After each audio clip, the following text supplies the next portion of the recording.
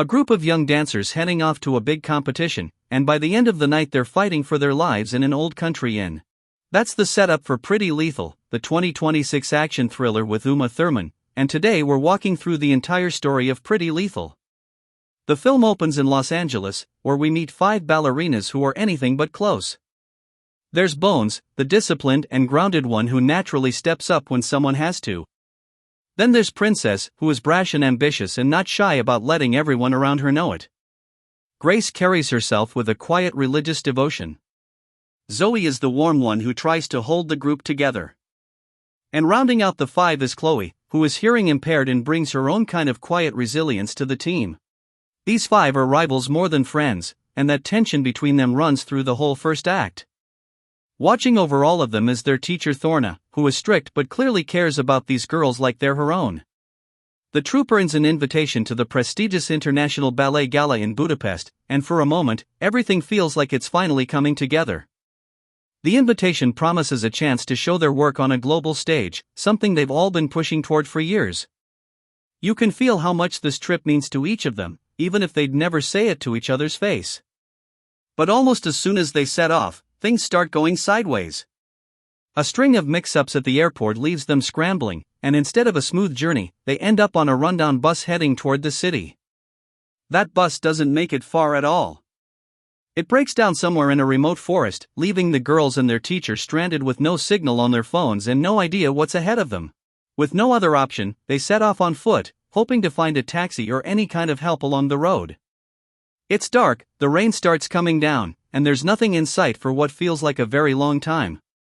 That's when they run into a local man who points them toward a place called the Termakin, tucked away in the woods at the end of a narrow track. It's a little weathered and old-fashioned, the kind of place that looks like it's been standing in that same spot for decades and has plenty of stories it's not telling. The inn is run by a reclusive former prima ballerina who now runs a crime family from the same building. She comes across as quiet and accommodating, tells the group she'll arrange a van to get them the rest of the way to Budapest, and suggests they get comfortable for the night. Soaked from the rain and grateful for the shelter, the girls change into dry clothes, and in a small but telling detail, they end up sitting around in their tutus while they wait, the gleam of their performance gear looking wildly out of place in that dim, wood-paneled room. For a short while, things almost feel normal. The inn's doorman brings them food and gets them settled by the fire. But that calm breaks quickly. While Thorna takes Chloe to find the restroom, she walks past the innkeeper's office and sees something she was never meant to see, the woman torturing a man, with a doctor present. Thorna immediately goes back to round up the girls and get them out. That's when everything falls apart. A drunk and aggressive man who has been making unwanted advances on the women all evening snaps when Thorna confronts him and knees him to make her point clear. He shoots her in the head. Right there in the inn, in front of all 5 girls, their teacher is gone. It happens fast, the way real violence always does, and nobody is ready for it. From this point on, the night becomes something these girls never could have prepared for. The innkeeper moves quickly to make sure none of them can leave. She burns their passports and destroys their phones, cutting off every connection to the outside world. The 5 dancers are separated and locked in the inn's basement, damp, cramped rooms lit by bare bulbs. Bones wakes up and tries to fight her way out but gets knocked unconscious and dragged back down. Meanwhile, Chloe, still unaware of the full danger unfolding above her, ends up crossing paths with the innkeeper's youngest son.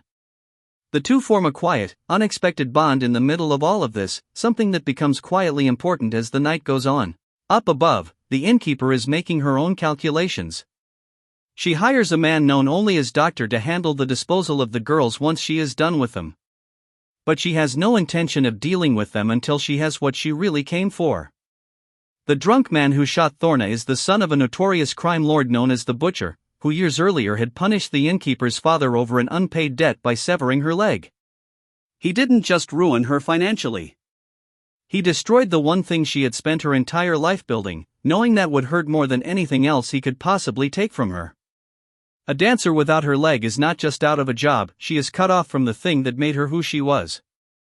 The innkeeper has been carrying that for years, and every quiet, controlled decision she has made since then has been building toward this one night. With the butcher's son trapped inside her inn and footage of him murdering Thorna in her hands, she finally has the leverage to force him to call his father and bring the old man straight to her. Back in the basement, Bones wakes to find Grace has been drugged. She gets herself free and immediately starts pulling the group together, moving through those damp, narrow rooms with the same focus she'd bring to a rehearsal, except now there's no safety net. The doorman shows up with clear and predatory intent toward Grace, and Bones responds without hesitation, using everything she has to stop him and rally the others around her. This is the turning point of the whole night. The girls stop thinking about escape and start thinking about fighting back on their own terms. They look at their ballet gear differently now, their pointe shoes, their ribbons, their years of conditioning, all of it suddenly has a purpose no studio ever prepared them for. They strap box cutters to their toes and get ready for whatever comes next. The butcher's son sends his own bodyguards into the basement to deal with the girls quietly, before his father even arrives. What those men walk into is something they are completely unprepared for.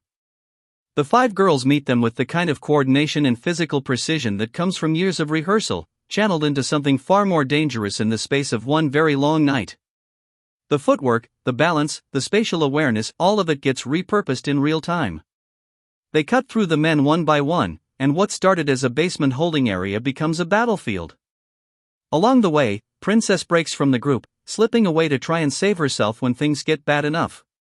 She makes it far enough to run into Doctor, who is in the middle of dismembering Thorna's body. What she sees stops her completely cold and sends her straight back to the others with no hesitation left in her.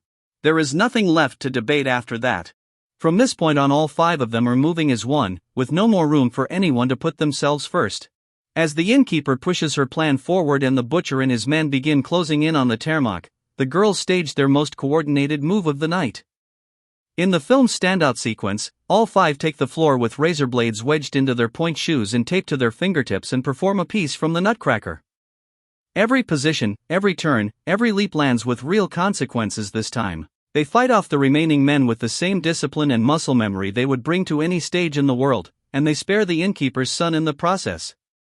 It is tense and brutal and completely unlike anything you'd expect to unfold inside a piece of classical choreography. But the innkeeper has one more card to play. She retrieves a stash of C4 explosives and begins rigging the entire inn to blow.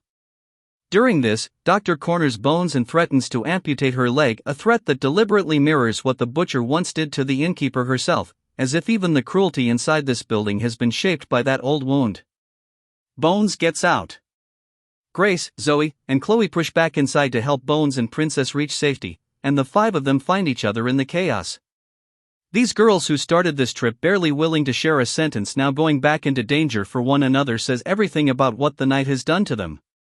The innkeeper appears with the remote trigger in hand, ready to end it all.